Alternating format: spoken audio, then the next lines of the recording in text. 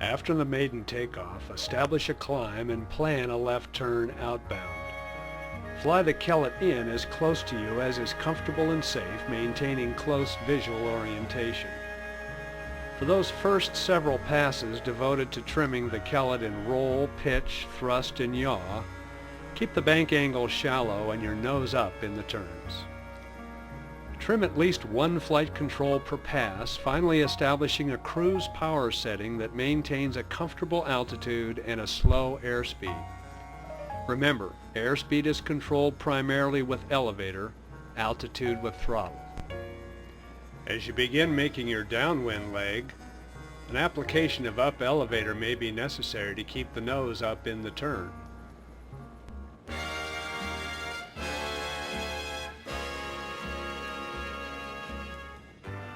Lateral tilt on an autogyro, particularly one this large, is somewhat soft, and there's oftentimes a lag between the pilot input and when you actually experienced a banking turn on the aircraft. As we make our downwind turn here, we're getting out a little far. Let's bring the aircraft back in closer. This next turn you're about to see is done with an application of left rudder only. Disc remains level, aircraft yaws around back into the wind. The next left turn is an application of coordinated left tilt and left rudder. Autogyros like to fly slightly nose high, allowing the airflow to come from under the rotor disc and up over, maintaining rotor RPM.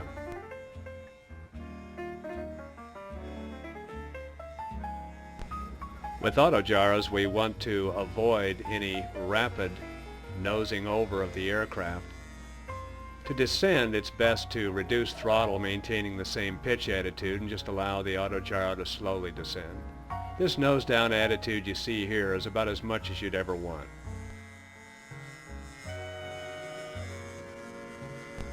Now that our new Kellett is sufficiently trimmed, let's plan a simulated approach somewhat like a fixed-wing aircraft, keeping our airspeed fairly high.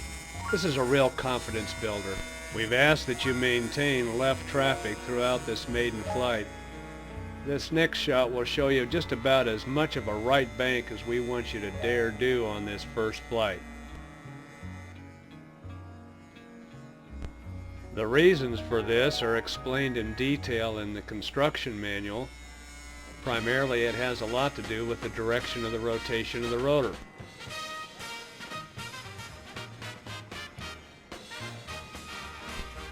Let's get set up for another approach. This time, slightly slower in airspeed, with the option of perhaps even touching a wheel to the runway. We're also giving ourselves the option that if everything is not perfect, if the disc is not level, the winds are too gusty, or if we get out of shape in any way, then we're going to make a go-around.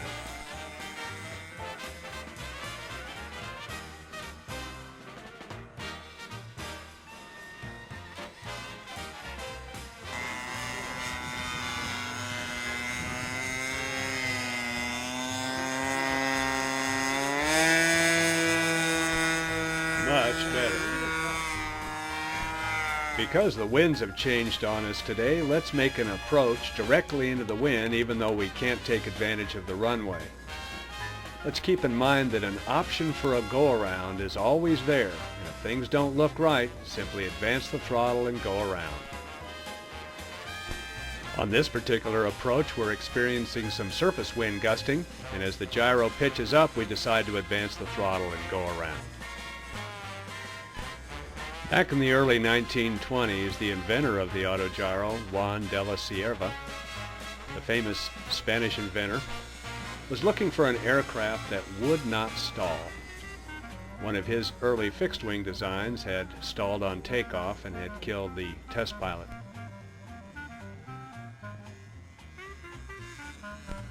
His marvelous invention, the Autogyro, in fact will not stall. Our models are no exception.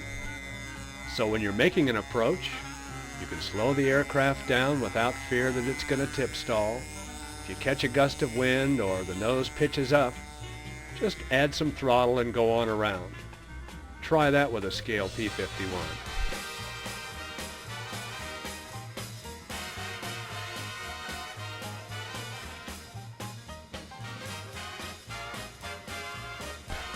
Capitalizing on the exciting no stall attribute of the Autogyro, we're going to attempt another approach.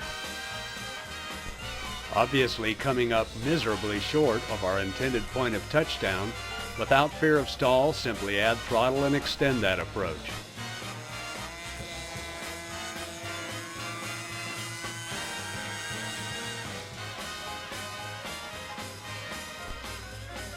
This Kellett Autogyro loves the winds. In fact, where most fixed-wing pilots are loading their aircraft in the cars, you're out there flying.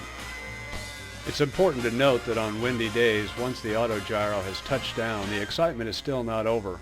The strong breeze blowing through the rotor system is still generating auto-rotation and lift. For safety purposes, maintain visual contact with the Autogyro. Don't fall asleep on the flight controls, particularly throttle. Keep the disc level, apply full down elevator, and wait to see if the rotors slow down. If the winds subside, taxi back. If not, apply throttle and go around.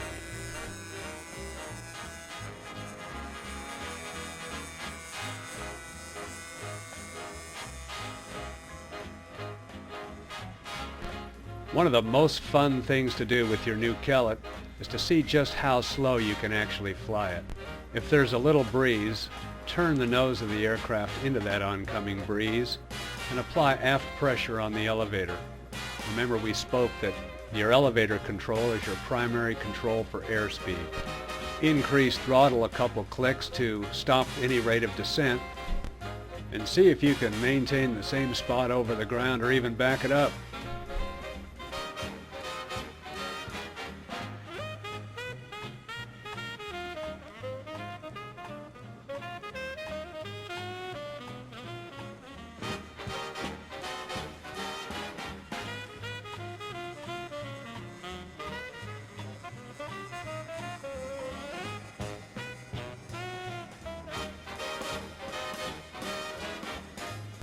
Because of no threat of stall, approaches over obstacles are lots of fun.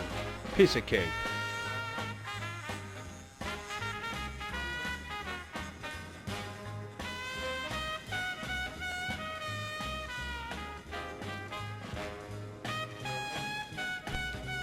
If on your first couple of approaches your touchdowns aren't quite what you expected, don't be too concerned. The landing gear structure on the Kellett is very strong.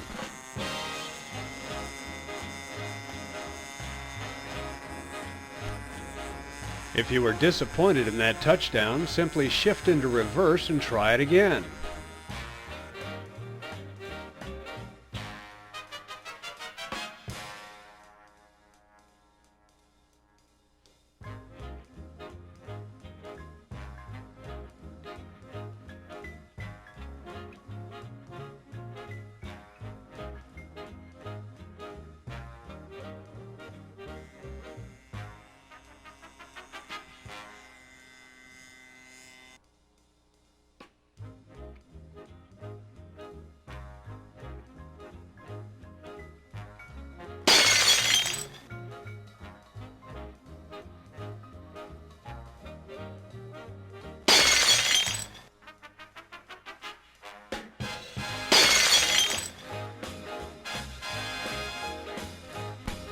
Just tell your flying buddies that that last landing was intentional.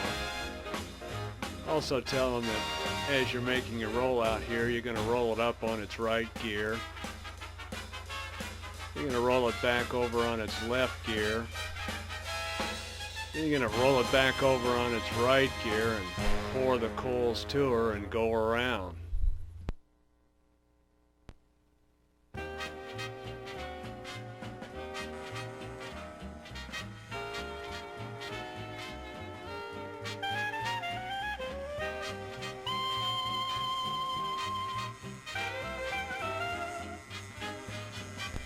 Let's try this again. Ooh. Well, that was a little bit better.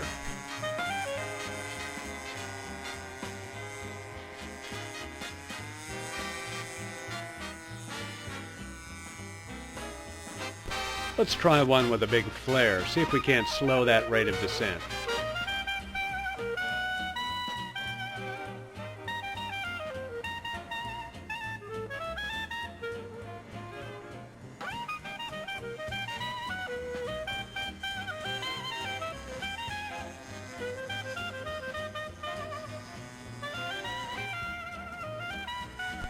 Hey, you're getting pretty good at this. Don't forget, she's not done flying until those rotors slow way down.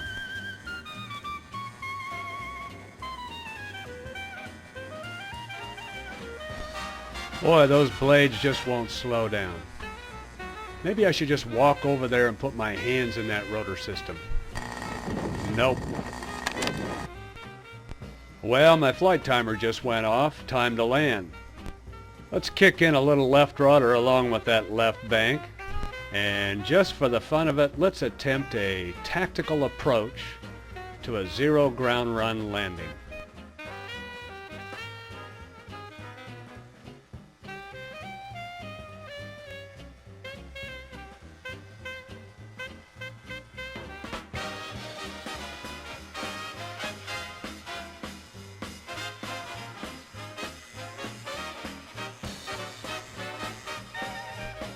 Does that look like fun or what?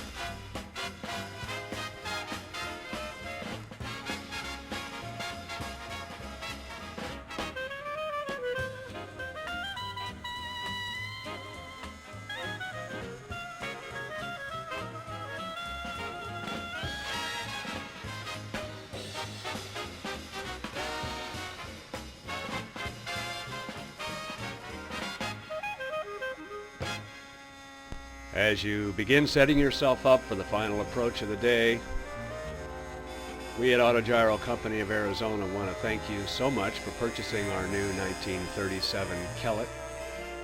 We hope you will enjoy it as much as we have designing it. And we want to congratulate you on your successful transition to autorotational flight. We want to warn you in advance, however, that flying an autogyro becomes somewhat addictive.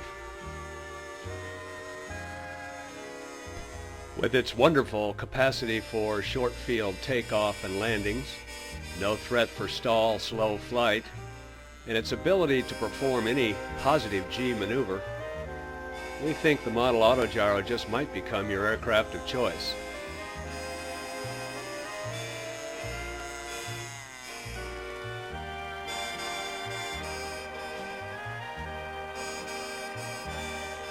We understand that many of our customers are transitioning into the radio-controlled model Autogyro on one of our kits.